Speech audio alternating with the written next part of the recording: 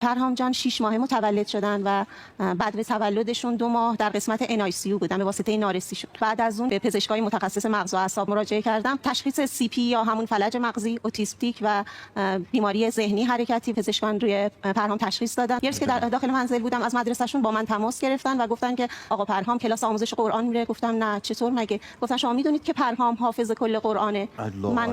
من یعنی شوکه شدم، برام اصلا باورپذیر نبود. برای ما قابل باور نیست، برای میزبانمون قابل باور نیست تا اینکه بپرسن. وان اوهن البیوت لبیت العنکبوت لو كانوا يعلمون. 41 عنکبوت. الله اکبر. کلمه میپرسم. حظ الانثیین 176 نساء. الله اکبر. تشویق کنید، حالا تشویق کنید.